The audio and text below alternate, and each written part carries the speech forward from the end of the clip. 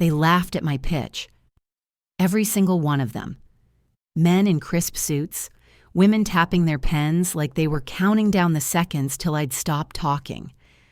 And for a moment, just one, I almost did. But then I remembered my grandma's voice. Don't let them define your worth, baby. You already come from gold. Sevens, this one's for you.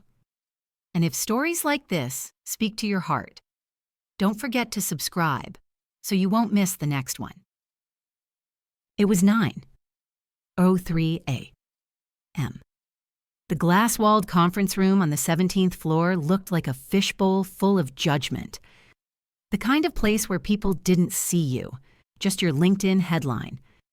I stood there clutching my laptop, palms sweaty, breath tight behind a practiced smile. I'd spent the past 4 nights perfecting my pitch, our team's new design AI that could interpret emotion through color. It wasn't just software. It was art. It was soul. But when I started, the room felt colder than the AC.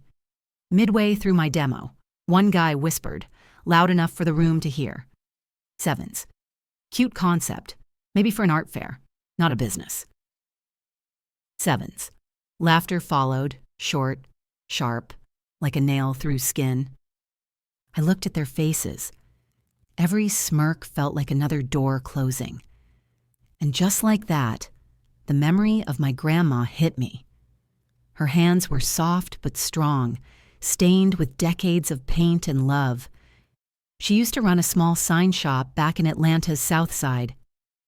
When I was little, I'd watch her hand paint store windows, every letter a story. She used to tell me, Tameka, art ain't what you do, it's who you are. So don't ever shrink it for somebody who can't see. So I took a breath.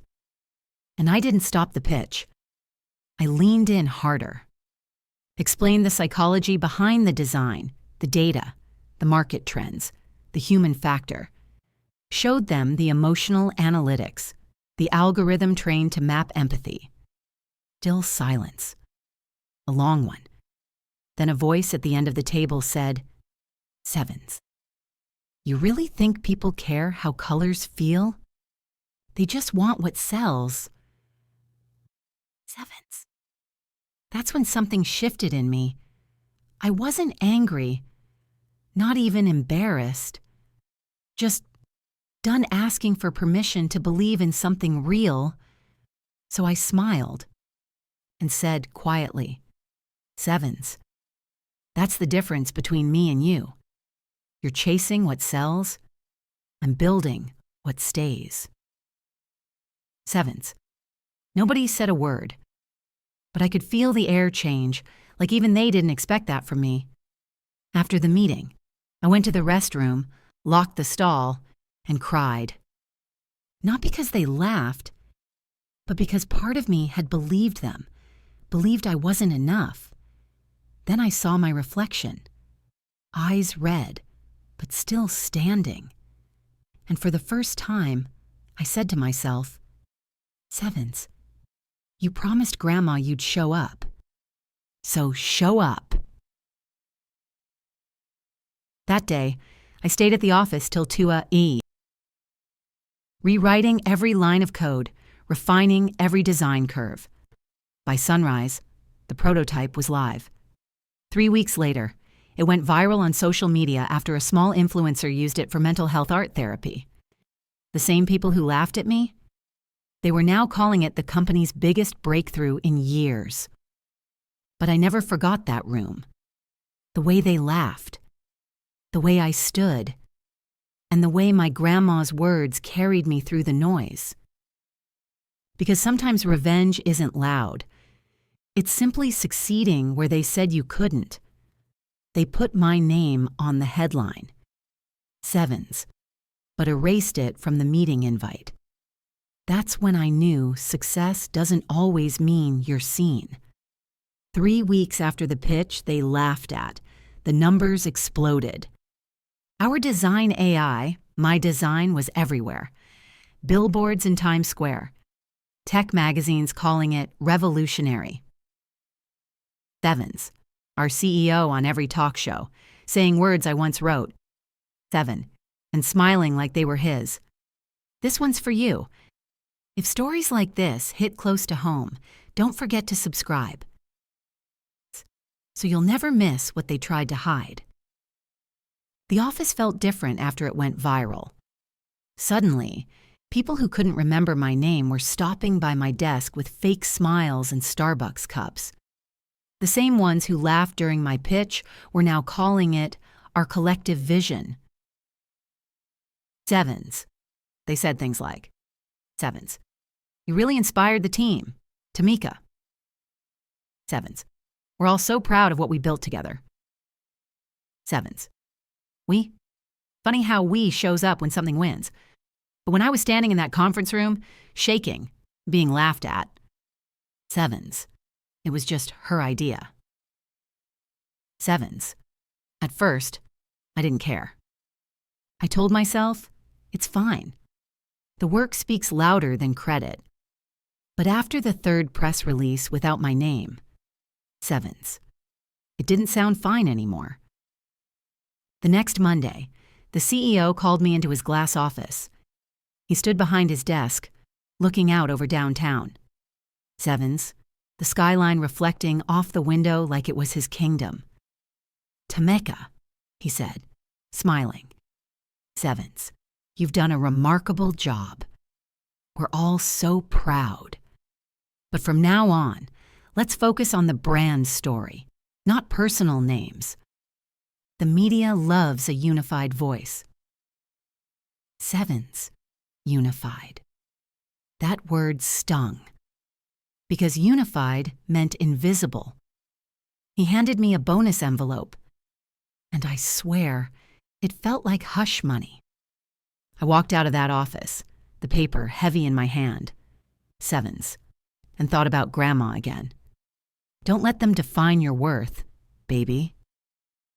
Sevens, she said that, but she also said something else once. Sevens, when they start smiling too wide, watch their hands. That night, I opened my laptop. Buried in the company cloud was a new folder. Inside, Sevens updated project documents, stripped of my authorship tags. My name replaced by design team. Sevens, every prototype renamed, every credit reassigned. It hit me like a slow earthquake. They weren't just taking my idea. Sevens, they were rewriting history in real time. The next day, during our product celebration meeting, the entire team was gathered in that same conference room, the one where they once laughed. Now it was full of reporters, photographers, champagne. The CEO started talking, voice full of fake warmth. Sevens, this success is proof of what we can do when we work together. Sevens, and there it was again. Together. I stood in the back of the room, clapping like everyone else. But inside, I was quiet. I thought about Grandma's shop, the smell of paint and wood.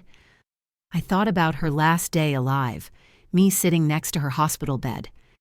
Sevens and her whispering. Sevens, if they ever take from you, don't fight with anger. Build something they can't steal. So that night, I made a promise to her again.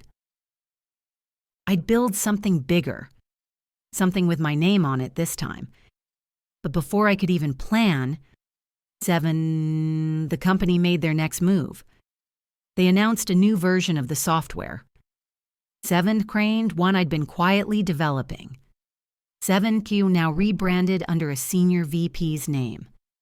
They called it Eden. The irony didn't miss me. They'd stolen creation and called it paradise. By the next week, my inbox was full of interview requests, not for me, but for them. And one morning, when I walked into the office, my login didn't work.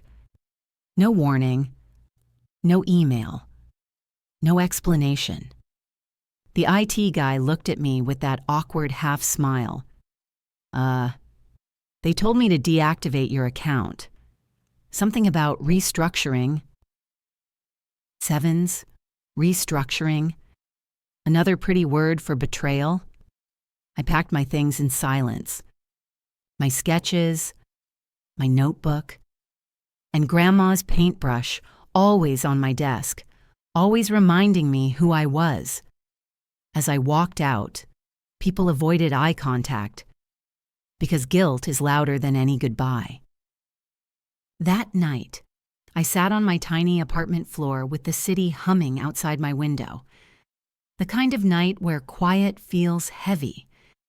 I opened my notebook, the one with the original sketches of the color-emotion algorithm, and I realized something. Sevens. They took my files, not my fire.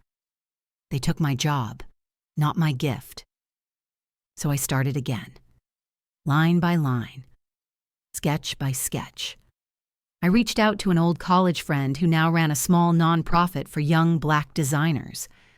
I told her my idea. Sevens, to rebuild the software, open source. Sevens, free for students, artists, and dreamers who never got invited into glass offices. She said yes before I finished my sentence. Months passed. I worked nights, weekends, everything in between. And slowly, that old feeling came back. Sevens, the one that wasn't about revenge, but redemption. The new version launched quietly. Sevens, under one name only. Marigold. Sevens, Grandma's favorite flower. The symbol of resilience in every shade of gold. We posted it online with no marketing, no press. Just a video of me saying, Sevens. They laughed at my pitch, but I kept building. Sevens. Within a week, Marigold went viral again. Sevens this time, for the right reasons. Schools reached out. Therapists, artists, creators, even people from the same company that fired me. Sevens. They were using my tool to teach emotional intelligence. And when the news finally called me, Sevens, asking for a comment about the woman behind Marigold. Sevens, I smiled and said, Sevens, I'm not behind it, I'm inside it. It's who I am. Sevens, because I remembered. They laughed once, but this time, Sevens, I didn't. They tried to steal my voice, so I built an echo they could never silence. They said they wanted to collaborate.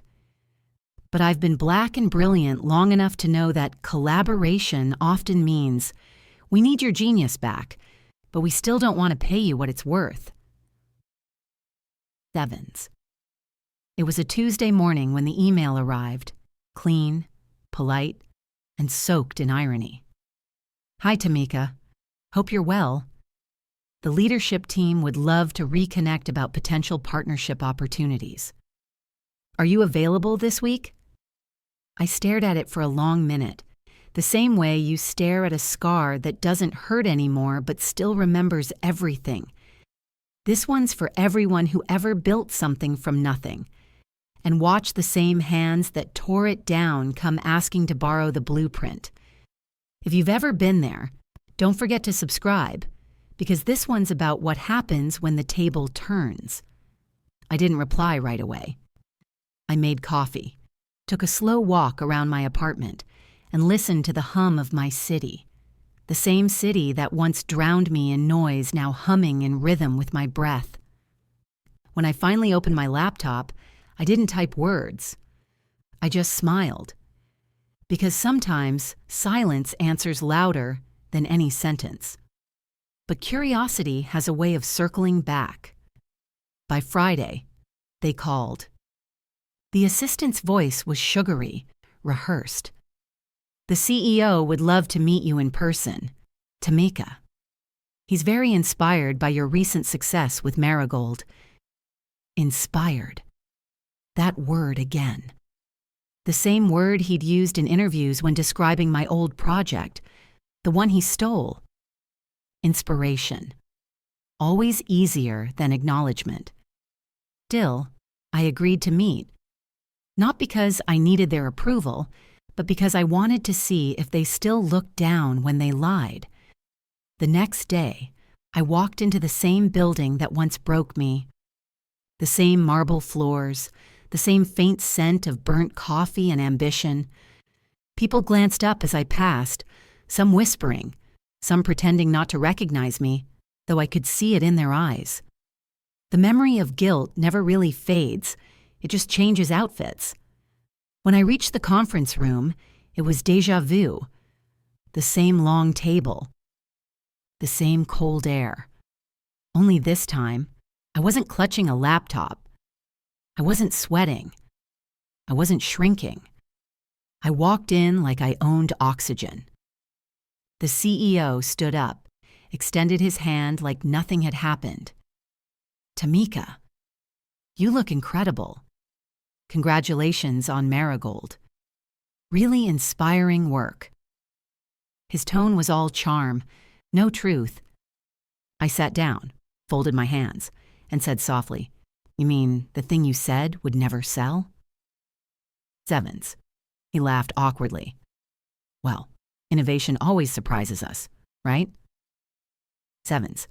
That's when I realized he still didn't get it. To him, ideas were just tools. To me, they were roots. He started talking numbers, partnership offers, joint campaigns, the value of synergy. But every word felt hollow, like someone describing a melody they'd never actually heard. Then he said it. "We'd love to license your software. Integrate Marigold's algorithm into our new platform. It could be a win-win." It's win-win. That's corporate language for we win twice. I leaned back, took a slow breath, and let the silence stretch long enough for him to squirm. Then I said, "You don't get to brand empathy after erasing its creator." His smile froze. "Excuse me?" Sevens. You heard me. Marigold isn't a product. It's a promise. It was born from every woman who ever had to prove she belonged in a room like this. You don't license that. You live up to it. For a moment, the room went completely still. The kind of silence you could pour into a glass. Then one of the board members cleared his throat. "We respect that, Tameka. But perhaps we can find common ground?" Sevens. I turned to him and smiled. Common ground doesn't exist when you build your empire on other people's backs. Sevens. Another long pause. I could feel the discomfort vibrating through the air. That specific discomfort powerful men feel when a black woman refuses to shrink for their comfort. I stood up. You don't need to buy what you didn't build. Because the truth? I'm already building something new. Something you can't put in a folder and rename. He asked, "What's that?" Sevens. I smiled. A legacy. Sevens. And I walked out. Outside, the air felt lighter. The city noise didn't sound like chaos anymore. It sounded like applause. Over the next months, Marigold kept growing. We partnered with schools, therapy centers, and design collectives. We trained young creators who'd never had access before. Every update carried a piece of my grandma's words, coded in resilience, painted in truth. Then one morning, I woke up to a message from a teacher in Detroit. She'd used Marigold in her art class for kids who struggled with emotion. Attached was a photo, a wall covered in digital colors, every hue representing a feeling. In the middle, one of the kids had written in tiny letters, "I feel seen." That's when I cried. Not because I was hurt, But because I realized what I'd built had done what they couldn't, it made people feel visible. A few months later, I got another email, this time from a journalist. She was writing a piece about women in tech who rebuilt after corporate betrayal. She asked, if you could tell your younger self one thing, what would it be? Devins, I typed back, that the laugh in the room isn't the end of your story. It's just the soundtrack of people who can't hear your frequency yet. The funny thing is, they did end up using my work. Not officially, but quietly. Their new system borrowed Marigold's design language, the very thing they dismissed as too emotional. I could have sued, but instead, I smiled. Because every time someone opened their app, they were still touching something I created. That's the kind of revenge money can't buy. Influence disguised as inspiration. I remember visiting Grandma's grave on the anniversary of Marigold's launch. I brought her a bouquet of marigolds, bright, golden, unapologetically alive.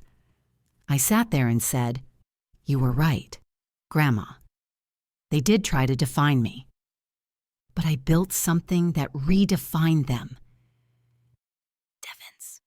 The wind picked up, warm and soft, and for a moment, I swear I heard her voice again. "Told you, baby, you come from gold." Now, when people ask how I survived it all, the laughter, the theft, the silence, I tell them the truth. I didn't survive by fighting harder. I survived by refusing to disappear. Because sometimes, revenge isn't about destroying what broke you. It's about building something so honest, it outshines every lie. They thought I wanted my seat back, but I wasn't coming for the table. I was coming for the light. And now, they're sitting in the dark. They laughed at my pitch. They stole my work. But I kept showing up until truth became louder than their applause. They didn't want me in the room. They thought my absence would silence the idea. They thought my voice, my vision, my very presence could be erased with a calendar invite. But they were wrong. This one's for you, for everyone who's ever been told to step aside, to stay quiet, to shrink themselves so someone else can shine. If you've ever felt invisible in your own story, hit subscribe, because this is how light returns when it refuses to hide. I watched from the outside, sitting in a quiet cafe 3 blocks from the building that once tried to swallow me whole. The meeting was happening right then, the big one, the pitch that would decide the fate of the project I birthed. Every name on the attendee list belonged to someone who had doubted me, mocked me, or tried to erase my work. My name wasn't there. Of course it wasn't. I felt a familiar sting, a memory from that first day they laughed at my pitch. But this time, it was different. This time, I wasn't shaking. This time, I was seeing the pattern clearly. They could control the room, but they couldn't control what I'd already built, what I already knew, what I already carried inside me. I sipped my coffee slowly, letting the city hum around me, letting the air remind me that life moves in cycles, and sometimes the wheel you spin for yourself moves faster than theirs. I opened my laptop, not to email them, not to plead or negotiate, but to prepare. To prepare for the moment they'd have to face the consequence of overlooking the woman who built the engine they now wanted to drive. The meeting started without me. I could see it through a video feed I'd arranged, unobtrusive, like a ghost in their corporate machine. The CEO smiled, the VP nodded, and everyone else chimed in, parroting phrases I'd written, strategies I'd crafted, innovations I'd coded into the core of the project. The irony hung heavy in the air, almost tangible, like smoke, Then I did something they didn't expect. I sent a single link to the meeting's chat. A file. The original design deck, with every annotation, every note, every personal insight left untouched. My name at the top of every slide. The algorithm, the sketches, the data analysis, mine, all mine, no edits. There was a pause in the meeting. I could feel it through the pixelated screen. The kind of silence that makes grown executives squirm, the silence that lets a single truth cut through pretense. Then, one of the directors spoke up, voice tight. I don't understand. How is this here? Sevens, I typed back in the chat. Because ideas have memory. They remember who nurtured them. They remember who believed in them when everyone else laughed. Sevens. The CEO froze. His carefully curated smile faltered. His words, practiced for months, stumbled in their own arrogance. Tameka, this is... I interrupted with the voice note I'd recorded weeks before, the one they'd ignored, dismissing it as not relevant. My voice filled the room, calm, measured, electric with truth. When you exclude the architect of a vision, you don't just risk losing credit, you risk losing everything the vision was meant to achieve. I am the architect, and this is the vision. Sevens. I didn't wait for permission. I let the room absorb the evidence, my voice, the story only I could tell. And I watched as they grappled with it, the same ones who laughed, who dismissed, who tried to hide me. Now they were listening, really listening, not at me, but to the work, to the truth, to the undeniable reality that this project had my fingerprints all over it. Minutes later, the silence broke. The VP asked if we could discuss licensing or perhaps a collaborative relaunch. I leaned back in my chair, quiet, composed, and typed one final note. I'm not here to negotiate validation, CEO. I'm here to ensure truth is honored, legacy respected, and work remains uncorrupted. If that aligns with your intentions, let's talk. If not, enjoy the meeting without me. Sevens. They understood, in that instant, that the game had changed. My absence didn't weaken me, it amplified me. It sent a signal they couldn't rewrite. You don't erase what belongs to someone's soul. After I disconnected, I walked outside, letting the city air hit my face. The sun was setting, turning skyscrapers gold, casting long shadows over streets that once felt small, suffocating, punishing. And for the first time in months, I felt the weight lift, the weight of being overlooked, the weight of being doubted, the weight of fighting in silence. I knew then that my work wasn't just about corporate titles or recognition. It was about building something larger than ego, larger than offices, larger than the fragile pride of men who underestimated me. It was about creating access for every young Black designer, every girl who's ever been told her ideas are too emotional, too creative, too much. Marigold wasn't just software, it was a legacy. It was proof that you could show up, even when nobody invited you, even when nobody believed.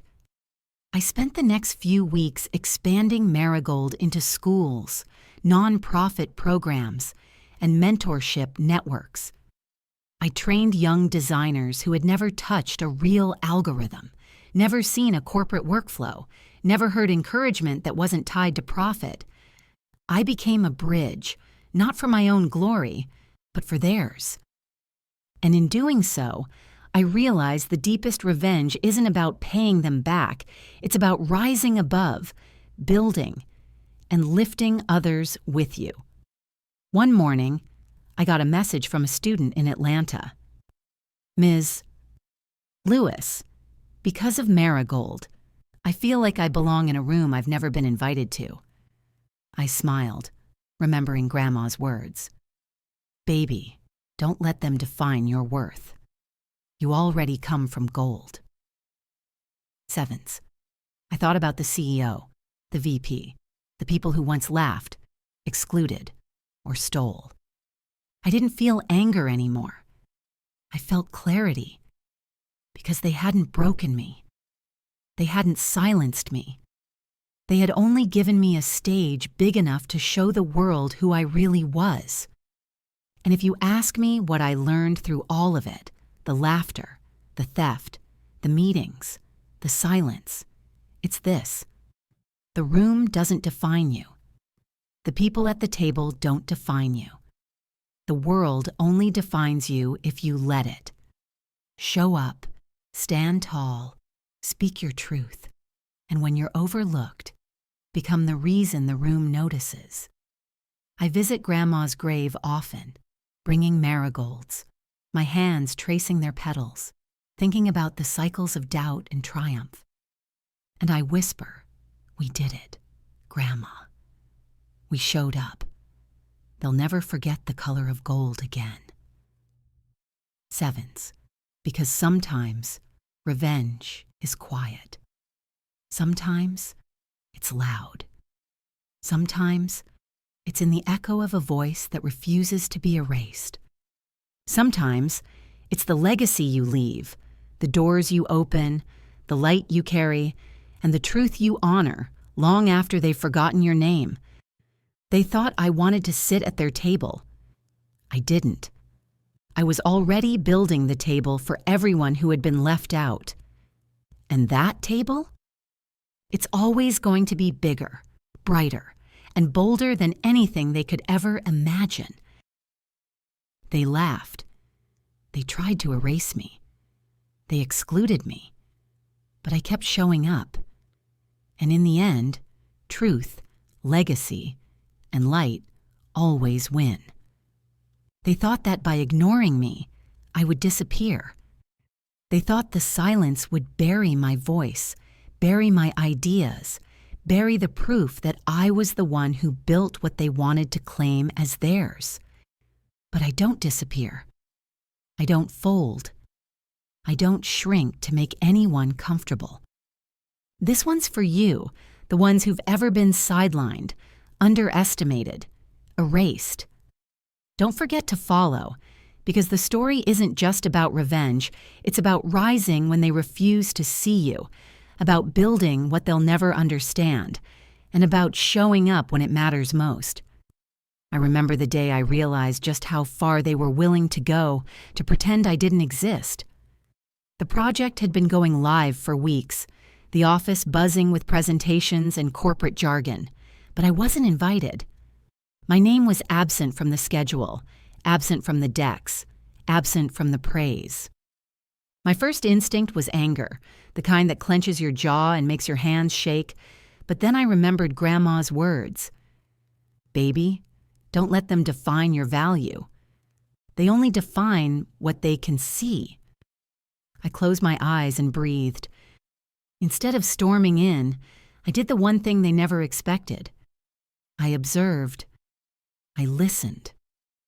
I traced every slide, every memo, every decision in real time. I noticed how they fumbled over the details I had once mapped out perfectly, how their confidence cracked when they had to explain something I had already solved.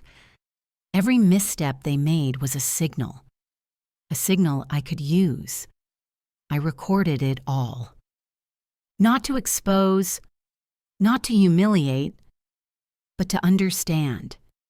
Because knowledge is power, and I was gathering every ounce of it to reclaim what had always been mine. Sitting in that quiet corner cafe, my laptop open, coffee cooling beside me, I felt a mix of calm and electricity. The calm of knowing I was in control. The electricity of knowing that this game, the one they thought they owned, was mine to navigate.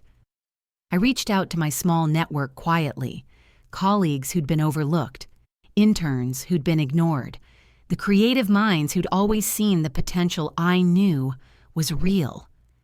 Together, we built a strategy. Not confrontational, not vengeful, but precise, undeniable, and brilliantly inevitable. The next day, I sent a single email to the CEO. Subject line: "The details you're missing." Inside, I outlined every inconsistency, every gap, every misrepresentation. I attached my original work. I included screenshots, notes, and an unbroken trail of ownership that only someone who had lived this project from inception could provide. I waited.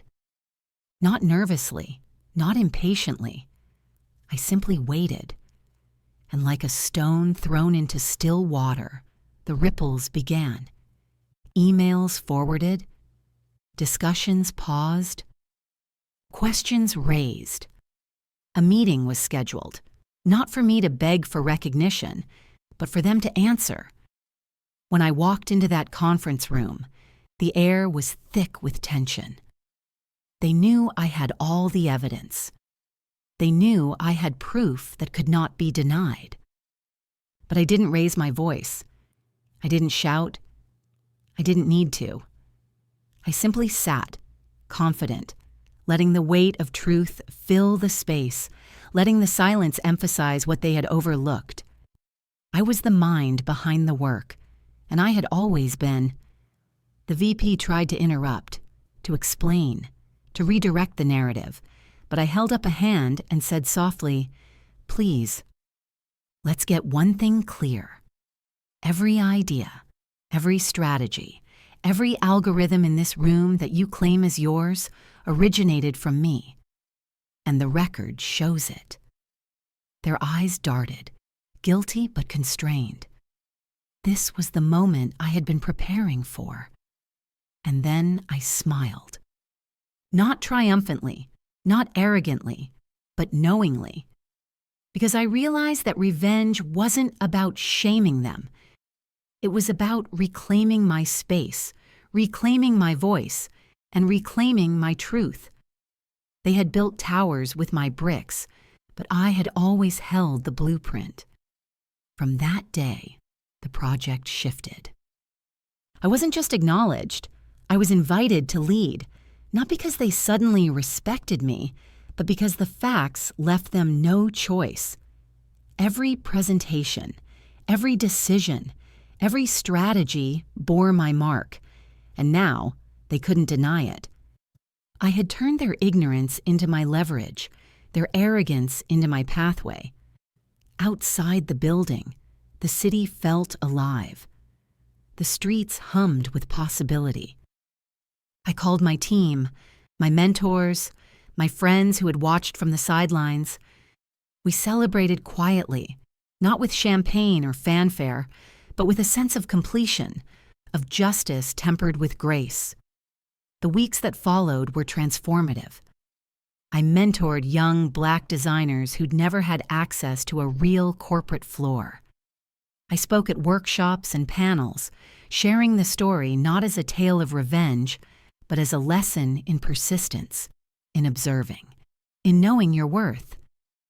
I became a symbol, not of retaliation, but of resilience, precision, and strategic power. And every time someone asked me, "Tameka, how did you do it? How did you stay so calm, so composed, so ahead of them?" I smiled and said, "I watched. I listened. I waited. And when the time was right, I reminded them of a truth they couldn't deny. I've always been here. I've always been the one they overlooked. And now, I'm the one leading the way." Sevens. I never lost sight of Grandma's words. They can't define your value, baby. Only you can. And through it all, I realized that success isn't measured by who applauds you or who fears you. It's measured by how authentically you navigate your own story and how many people you lift while doing it. Sometimes, the room is full of doubt.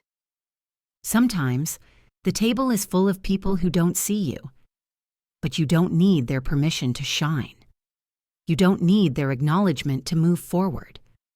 You simply need to show up every single day with courage, strategy, and truth. Because when you do, the world has no choice but to notice. And that, my friends, is how you turn silence into influence, neglect into strategy, and doubt into undeniable power. They thought ignoring me would bury my voice. They were wrong. Because truth, once spoken, doesn't vanish. It reverberates. It echoes. It changes the room, the people, and sometimes the world. They ignored me. They doubted me. But I showed up anyway, and in showing up, I became impossible to overlook. They said I was invisible. They said I was expendable. They said my ideas were too bold, too bright, too black, too much. They laughed when I pitched. They ignored my emails. They left me out of the room when decisions were made. But here's the truth. They never understood that fire doesn't die just because the door closes. It finds its own path, and it leaves a trail that can't be erased. This one's for anyone who's ever been told to stay small, to stay silent, to dim their own light. And don't forget to subscribe, because there's more truth to hear, more stories that remind you that your voice, your vision, your worth is unshakable. I remember the quiet moments the most. After the meetings, after the emails, after the subtle slights and outright dismissals, I would sit alone in my apartment, the city lights flickering like distant applause I wasn't allowed to hear. I could feel the weight of their disbelief pressing against my chest, the kind of doubt that seeps into your bones and makes you question not just your work, but your very right to exist in the spaces you occupy. And yet, amidst the quiet, I found something else, a pulse, a rhythm, a heartbeat that belonged only to me. It was in those moments I began building not for them, but for the people who would come after me. Every idea, every plan, every piece of code, every design, it was for the ones who had never been invited to the room, who had been silenced, overlooked, or underestimated. I thought of young Black designers, developers, and creators, the ones whose names might never appear in the credits, whose voices might never be amplified in boardrooms, but whose potential burned just as brightly as mine. That became my mission, to build a platform so unignorable, so undeniable, that it couldn't be dismissed, no matter how hard they tried. I launched the Mentorship Initiative first, quietly, reaching out to students and young professionals, creating workshops, webinars, and design labs. We named it Marigold Rising, a nod to the flowers I would leave at Grandma's grave and the resilience they represented. The first cohort was small, just a dozen young people, but the energy they brought was massive. Their ideas, their questions, their hunger. It reminded me why I had stayed, why I had fought, and why I had refused to let them define me. And then came the moment that changed everything. A national tech magazine featured our work, highlighting the program as a revolutionary step for diversity in design and technology. Suddenly, Marigold Rising was on every radar, from corporate offices to universities, from social media to television. Invitations came flooding in, not just to speak, but to lead, to advise, to guide. They wanted my insight, my expertise, my voice, and this time, there was no room to ignore me. I thought back to the room where they had left me out, the room where I had been doubted, mocked, and minimized. I didn't seek revenge in the traditional sense. I didn't storm in and demand acknowledgement. I didn't need to. My revenge was quieter, deeper, and more powerful. I built something bigger than the petty politics that tried to cage me. I built access, opportunity, and visibility for those who had none. I turned exclusion into empowerment, doubt into a roadmap, and silence into a platform that could not be muted. Every time I walked into a conference room now, every time I spoke on a panel, every time I signed emails or made a call that shaped the direction of a project, I carried that history with me, not as a weight, but as fuel. I knew exactly how it felt to be sidelined.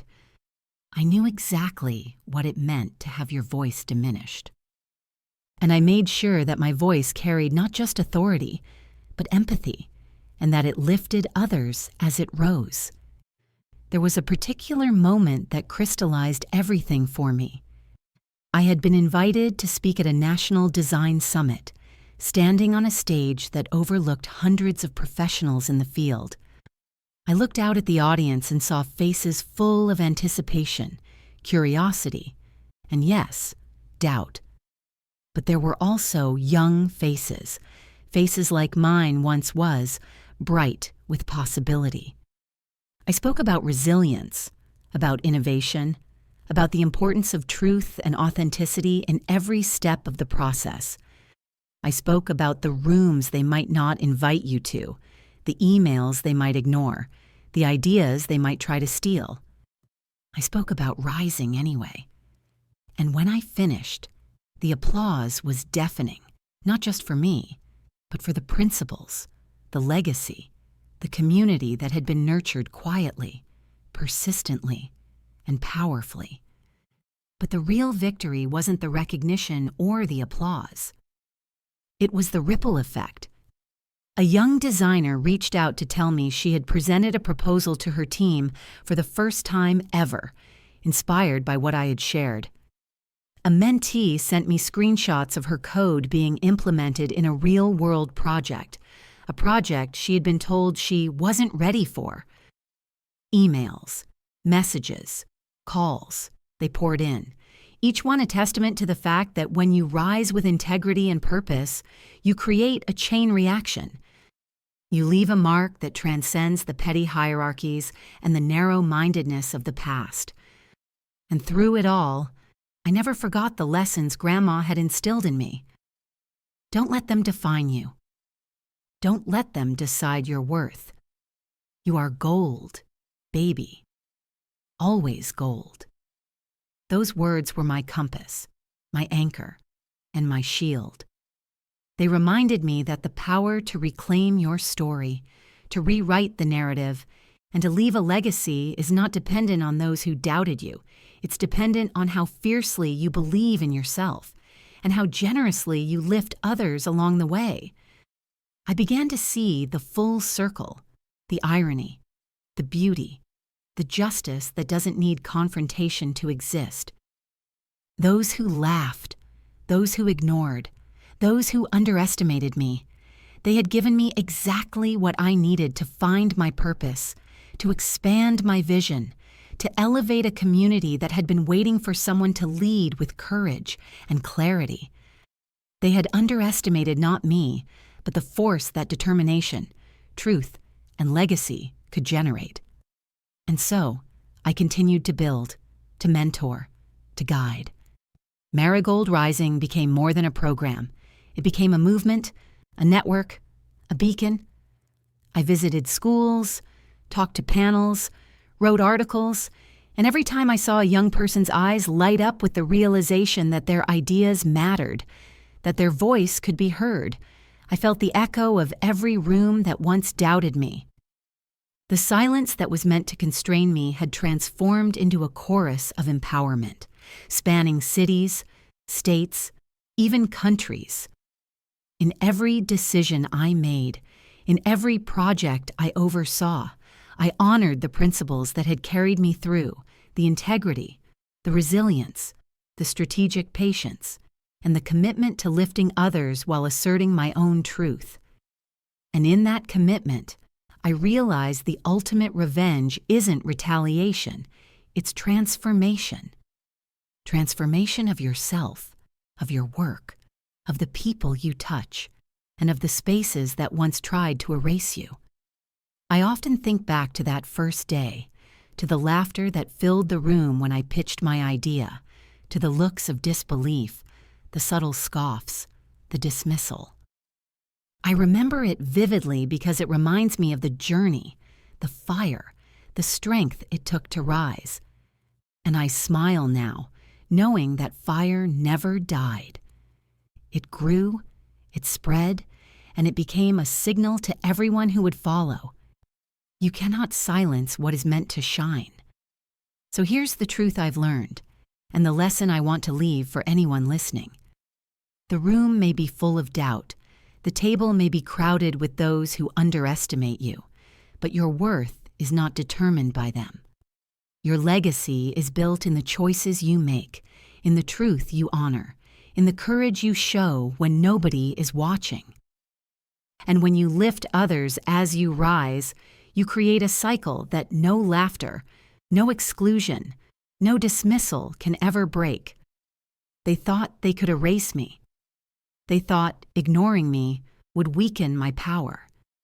But in the quiet, in the shadows, in the very spaces they overlooked, I built something enduring, something unstoppable, something that changed not just my story, but the story of everyone who would come after me. And that, my friends, is the real power of showing up, the real victory of truth, and the true measure of legacy. They laughed, they ignored, they doubted, and yet I rose, I built, I lifted, and nothing, no one, could ever take that away. I've learned something the hard way. Sometimes the world will try to define you before you've even had a chance to define yourself. Sometimes the laughter, the exclusion, the doubt, it feels personal, like a hand trying to push you out of the room, to shrink you down, to make you disappear. But here's the truth. Your value doesn't live in their opinions. Your worth isn't measured by who claps or who invites you. Your value is something only you can honor, protect, and grow. This story? It's for you. For anyone who's ever felt invisible, underestimated, or erased. And don't forget to follow, because there are more lessons, more stories, and more reminders that your truth matters, always. I think back to Grandma's words, the ones I carried like a shield. Don't let them define your value. You already come from gold. She didn't mean it to be easy. She meant it to be relentless, to keep showing up, even when the room is silent, to build, even when others doubt, to speak, even when nobody listens. And she was right. The journey isn't about revenge, it's about truth, persistence, and integrity. Every step I took, every strategic move I made, every project I led wasn't about proving them wrong. It was about honoring my own work, my own vision, and the community that had been waiting for someone to carve a path for them. The corporate world is filled with rooms that weren't built for you. Meetings where your name isn't on the agenda. Emails you're left off of. Ideas you poured yourself into, only to see others claim them. And yes, it can feel crushing. But the lesson is this. You can't control who sits at the table, but you can control how you move. You can't control whether they listen, but you can control whether you act, whether you build, whether you rise anyway. Showing up when nobody believes in you, that's where real power lives. That's where legacy is born. I turned exclusion into strategy, doubt into momentum, silence into a platform. And through it, I realized the most powerful form of revenge isn't tearing people down. It's lifting yourself and everyone who's been overlooked along with you. When I started Marigold Rising, when I mentored young Black designers and creatives, I wasn't just giving back. I was proving something deeper. That opportunity and recognition should be earned by effort, integrity, and authenticity, not by favoritism or prejudice. I was creating a ripple effect that couldn't be silenced or erased. And that's the message I want everyone to hear. Your work matters. Your voice matters. Your truth matters. Even when it feels like the world is stacked against you, even when doors close, even when the room is full of doubt, your commitment to authenticity and effort can build something bigger than anyone imagined. Sometimes, the reward isn't the applause, it's the people you lift, the impact you make, and the legacy you leave. I think about the students, the young creatives who tell me, Ms. Lewis, you showed me I belong in rooms I was never invited to. That's the victory. That's the real measure of success. Not the titles, not the deals, not the recognition, but the lives you touch, the courage you inspire, the path you clear for those who come after you. That's what Grandma meant by gold. That's what showing up really means. So here's the lesson I've lived, and I hope it lives in you too. Don't let anyone define your worth. Don't shrink to make them comfortable. Build relentlessly. Speak boldly. Mentor others. Protect your truth. Show up when nobody expects you to, and do it with integrity, focus, and love for the work itself. That's how you turn obstacles into opportunity, silence into influence, and doubt into undeniable impact. They tried to ignore me. They tried to erase me. But I showed up. I worked harder. I trusted my vision. I lifted others as I rose. And in doing so, I discovered something profound. Real power isn't about proving them wrong. It's about proving yourself right. It's about the legacy you leave, the people you inspire, and the truth you honor every single day. This story isn't just mine. It belongs to every young Black creative who's ever been laughed at, dismissed, or overlooked. It belongs to anyone who's ever felt small in a room built for someone else. And it belongs to anyone willing to rise, to fight with integrity, and to show up relentlessly. That's the path to true impact. That's the path to real, lasting legacy. That's what it means to honor your worth and to honor the work you were born to do. So take it from me. Keep building. Keep speaking. Keep rising. The room may not always be ready for you, but when you show up with truth, courage, and effort, the room will notice, the world will notice, and you will leave a mark no one can ever erase. They laughed. They ignored. They doubted. I showed up anyway.